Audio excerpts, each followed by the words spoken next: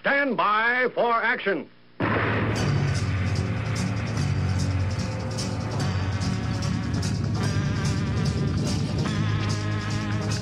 Thanks for joining me. My name is Dave Milner. I am the Unpleasant Blind Guy, and I want to welcome you to part 2 of this episode of the Unpleasant Blind Guy on EDL Radio.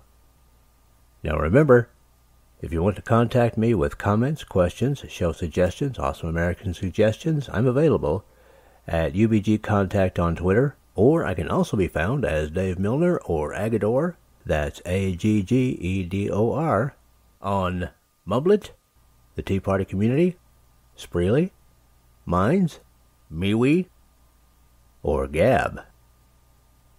Now let's begin. And welcome back to the English Defense League Radio Show with host Jeff Spider Mitchell. Jeff, your views? Well, it's just when they start reading out the things, the multiple this, preparing people to do this, and you think every time they're doing this is a young girl, a young woman, whatever age they are, who's once again another nightmare in the back of their heads that they will never ever about to move on in their lives. This will always haunt them for the rest of their lives. These people that do these horrific crimes, these jihad rapists, the sentence should fit the crime. If it affects these young girls for the rest of their lives, then so should a sentence reflect the same setting that they should receive. A sentence that makes them sit and think what they've done for many, many years instead of allowed to walk free after, say, 5 years or so. That's when real justice, I mean, these girls will never have real justice because they've got to live it for the rest of their lives. Why shouldn't these people that do these crimes to these young women experience the same? You know, what they do to them should reflect the sentence they get. And this is what I stand for this, like I always have done. And we've had victims on this radio show before now, ladies and gentlemen.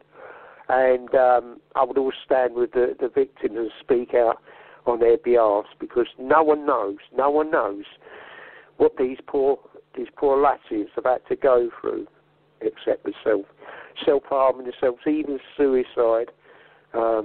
With some of these, they just can't accept what's happened to them, and it is absolutely horrific. But it is what it is, and we, myself and people like Dave and the EDL and good people like us, we will keep talking about these issues until there comes a time that the things we talk about are reflected in the sentencing instead of some stupid thing that they walk free and able to rape other young women in the future. But Dave, that's just the way I feel. I know you feel very strongly like myself on these issues. But it always makes me feel sick to think that these people are able to get away with it for so long.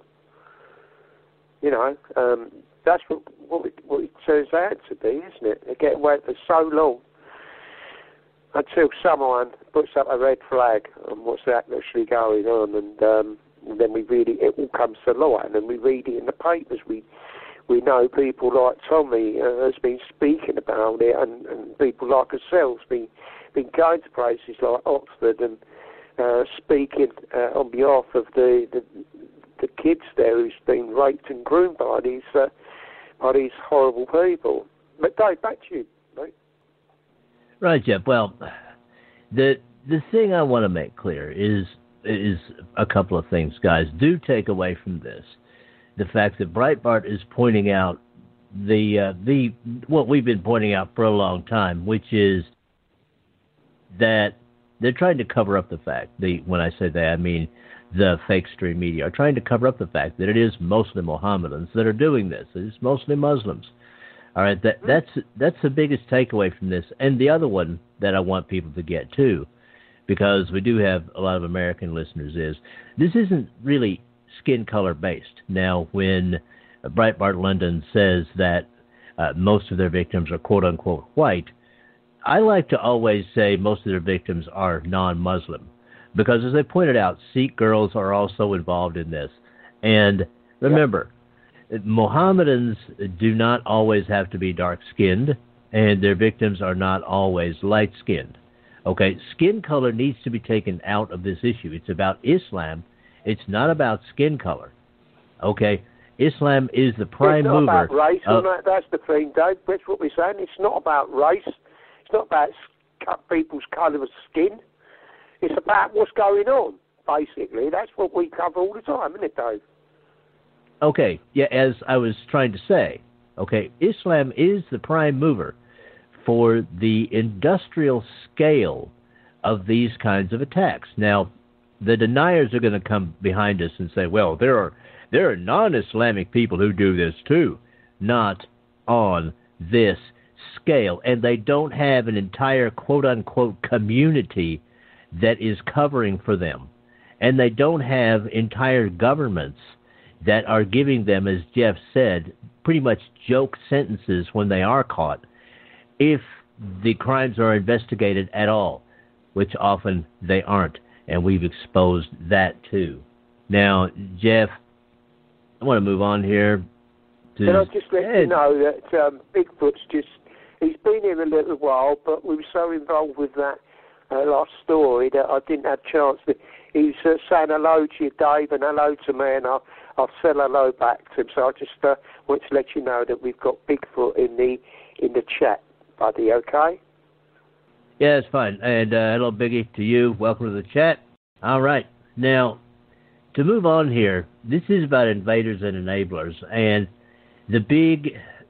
one of the big stories that came out, if you're concerned about immigration in the UK, I'm going to read some of this, is something that Bobo's new cabinet has come up with. Okay, and they're working pretty hard to get a unified government and tossing everybody out that they think isn't going to go along with them.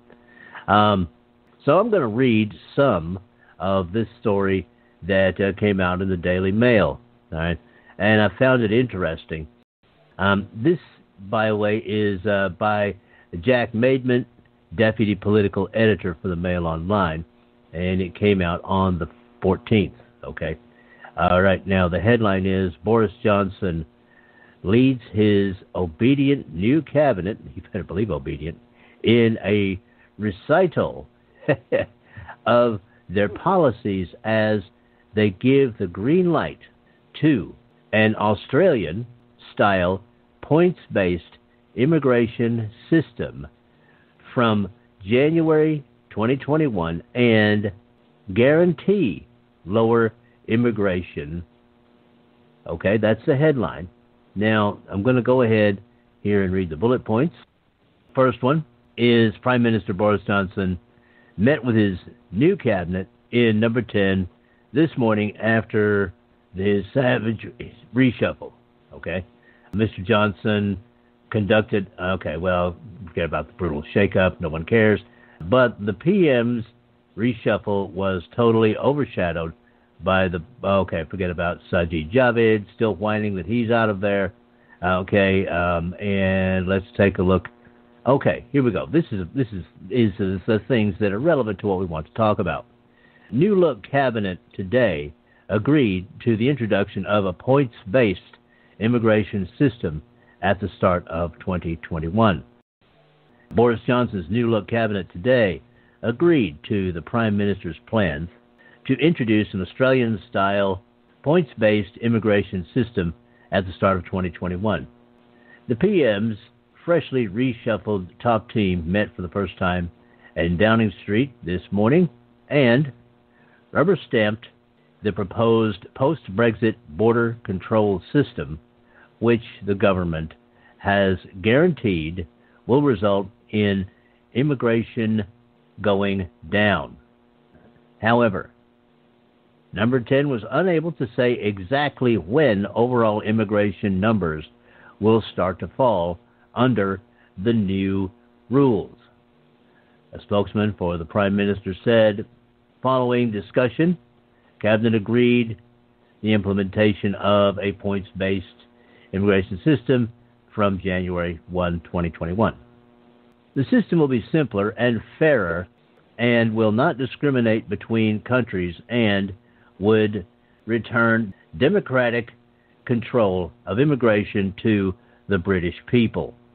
The PM stressed that we must demonstrate that the UK is open and welcoming to talent from across the world, but the new system would end reliance on importing cheap, low-skilled labor, bringing down immigration numbers overall. The government is expected to publish its immigration plans in full in the coming weeks.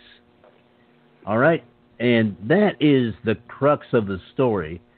So, Jeff, it looks like they're going to begin to do something. I'm not too sure of how successful it's going to be, but you start, and then I'll follow you.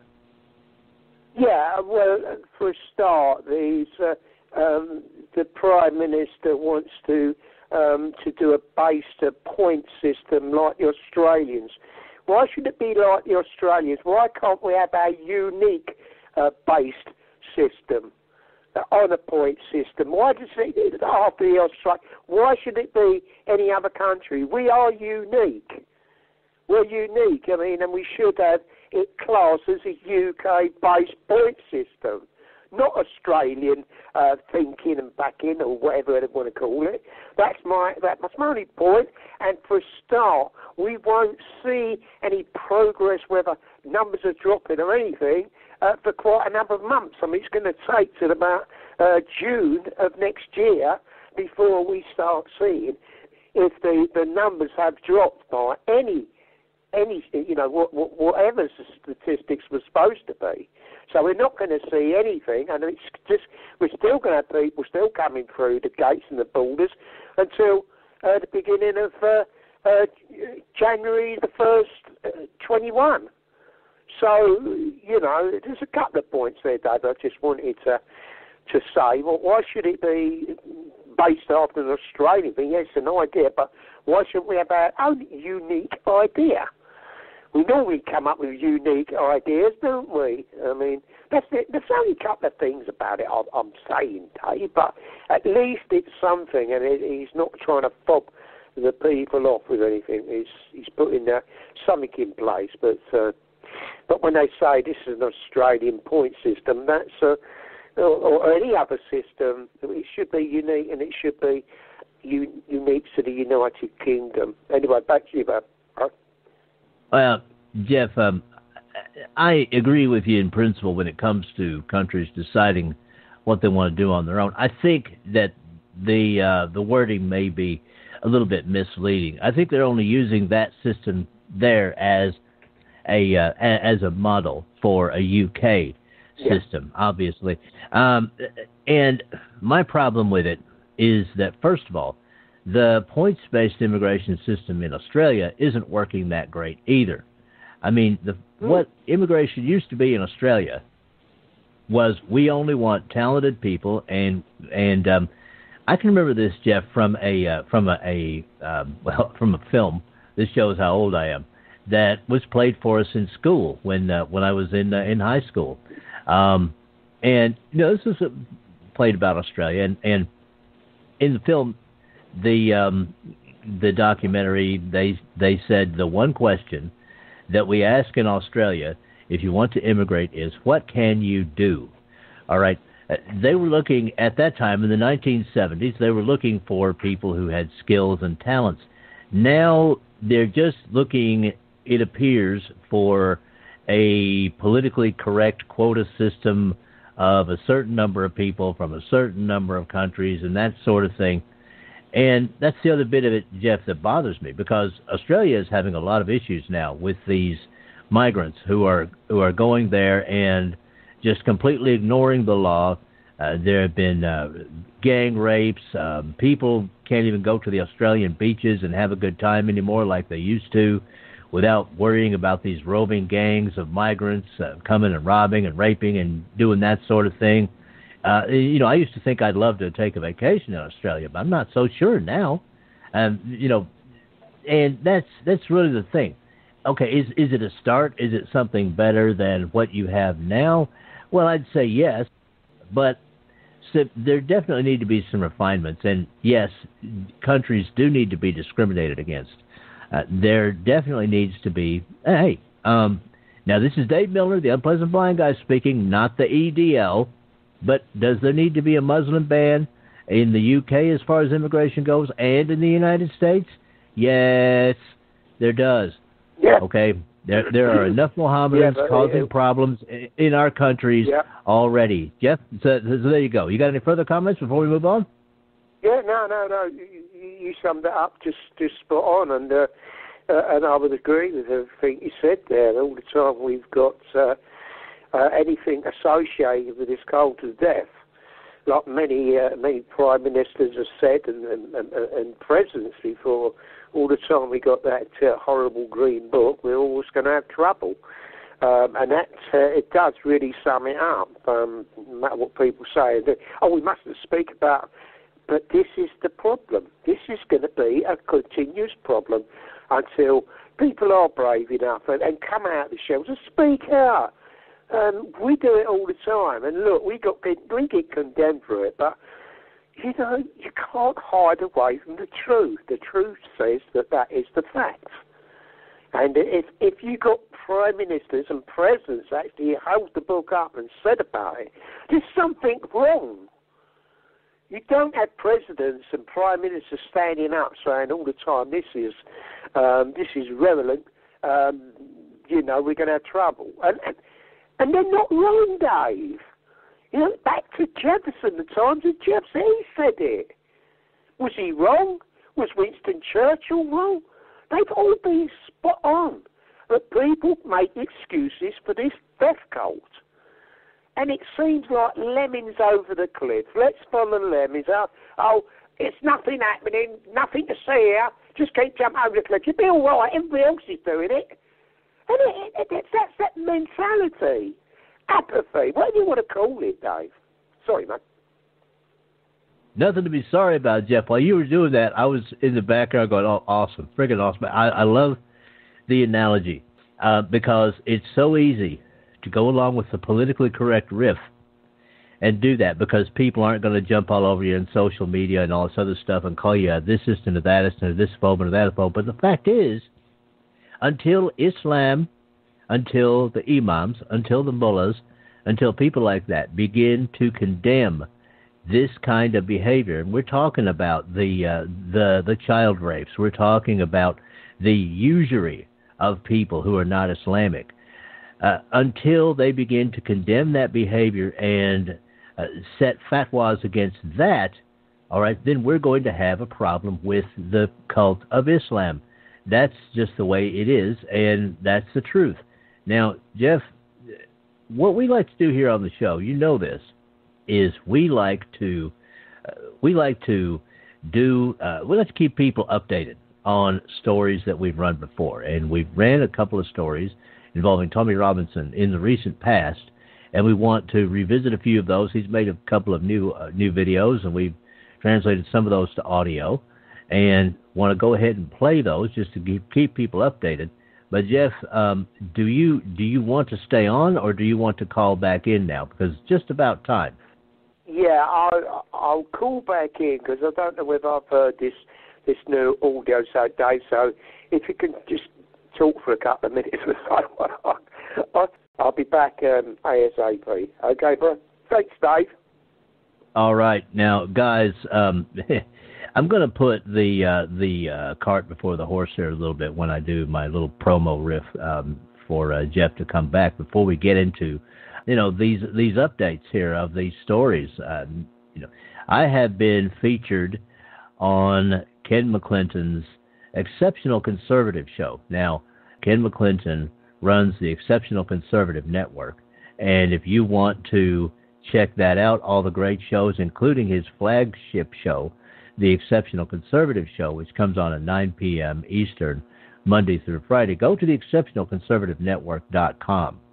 I've been appearing with him now for a few weeks on Thursdays in the second hour of his show, around after about 10 p.m.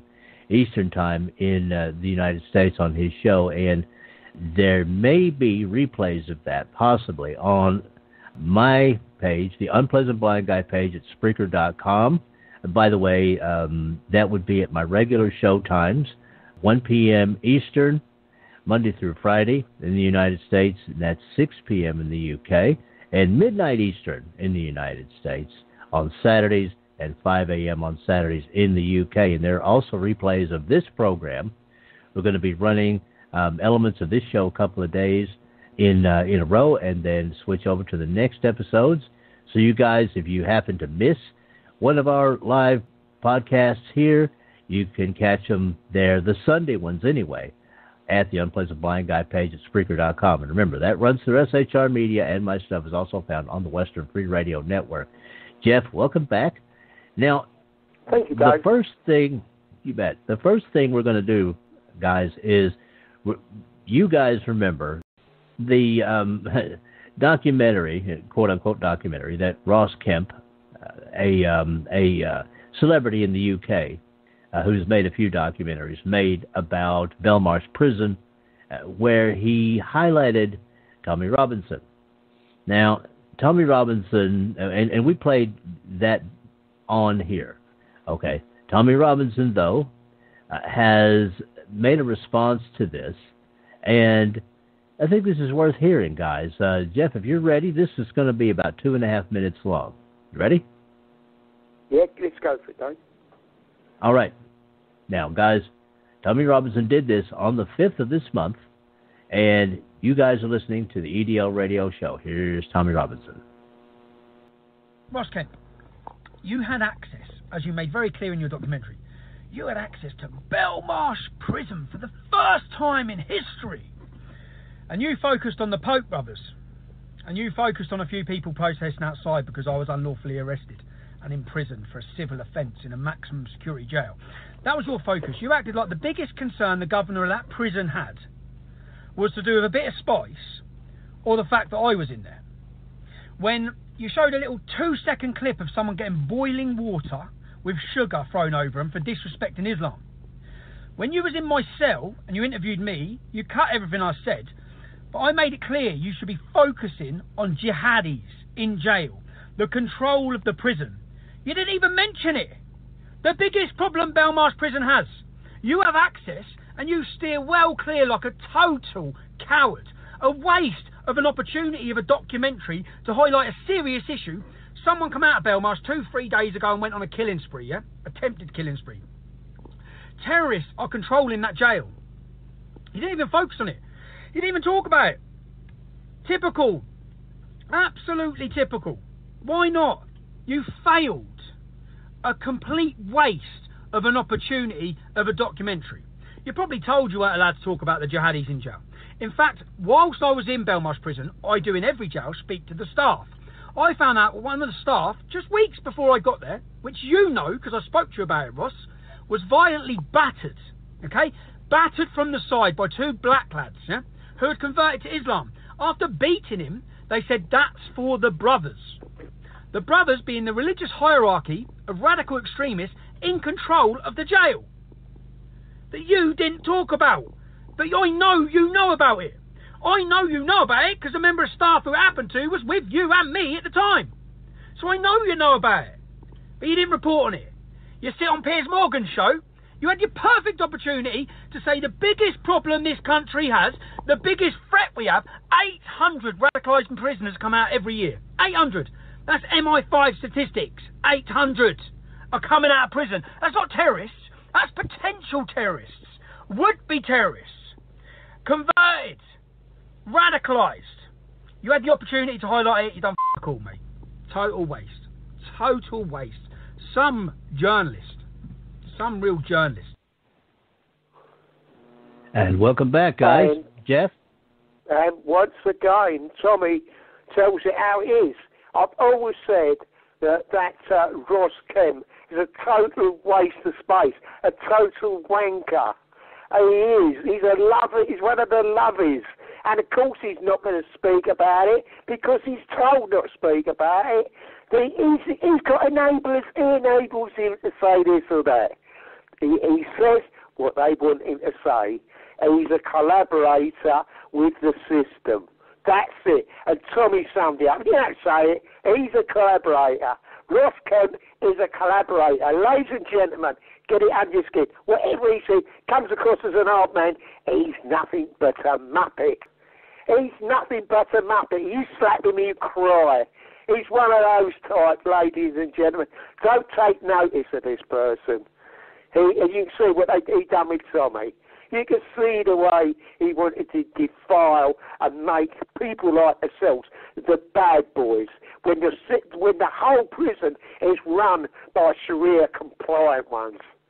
You see how it is, and Tommy told you, 800 a year, come out of there, ready to go on their jihad. Yeah, there you go. That's what we got. That's what he should have talked about. Did he? No. Tommy, well said, brother. As usual, you tell the truth, you tell the way it is.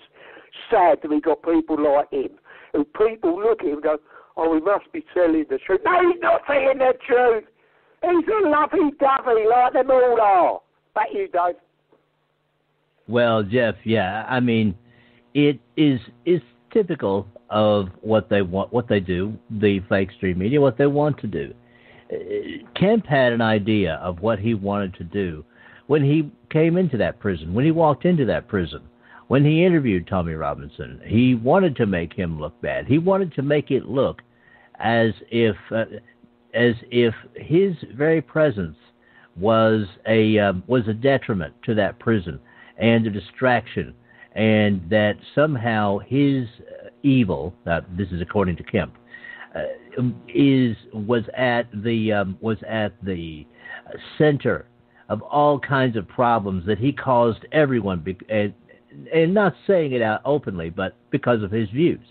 Okay, it's typical, Jeff. I have to say to our brothers and sisters in the UK, guys, we Americans, I know Bigfoot is in chat, he'll agree with me. We Americans have been dealing with this mess in this way with our own fake stream media, oh my God, for going on now 30 years. And the only real difference here with Tommy Robinson is that the fake stream media in the UK have turned it up to 11 when it comes to Tommy Robinson. They have concentrated on him as they have concentrated on no one else that I have ever seen in going on 52 years of looking at this stuff. And that is it for this time. Next time, Part 3. I appreciate each and every one of you. Thank you for listening, and may your God go with you. Goodbye. The Unpleasant Blind Guy is copyright 2020. Anno Domini.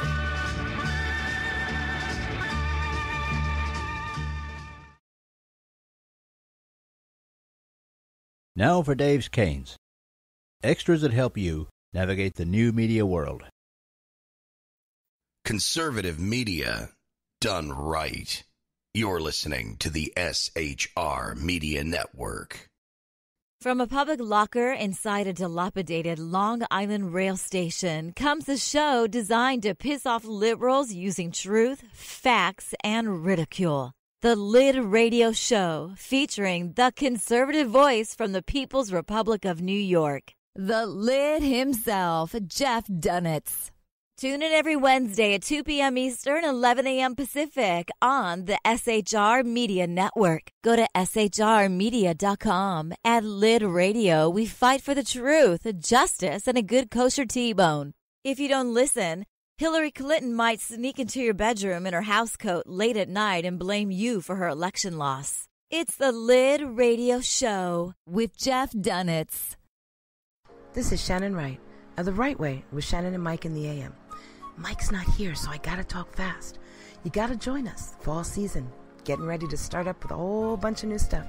News and food and politics and sports and entertainment and a whole bunch of stuff. But wait, Mike's coming. I gotta go. Remember, Shannon and Mike in the AM on SHR Media, Monday through Thursday, 7 to 9 a.m. Make sure you tune in. Featuring right thinking from a left brain and doing the job the American maggots won't. BZ is fundamentally changing America one diaper at a time. Just when safety pin manufacturers are running out of metal for the diapers of the leftists, where the speech is free, but the drinks are not.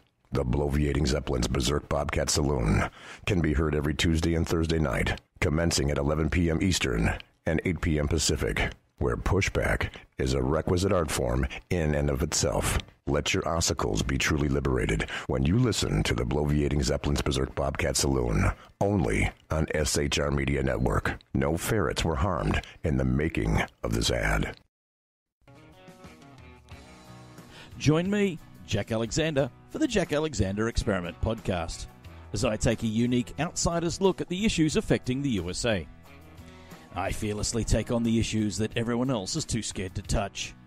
The Jack Alexander Experiment podcast is available wherever good podcasts can be found, like Spreaker, iHeartRadio, and Google Podcast. The Jack Alexander Experiment, because it's not a matter of left versus right, it's a matter of right versus wrong. It's your business diva here, Melanie Collette. I am inviting you to a front row seat as I discuss some of the most intriguing details of wealth and finance with today's movers and shakers in the world of business. Listen in and discover financial truths on a global, domestic, and household scale. Uncover topics that will impact your wallet today and in the future. Money Talk with Melanie airs Monday through Friday, 5 p.m. East, 2 p.m. West, right here on SHR Media and High Plains Pundit Talk Radio. You can't afford to miss it. Featuring the effervescent contrarian Sackheads Clint, plus the unrestrained bulbosity of BZ, the Sackheads Against Tyranny is a real chat show.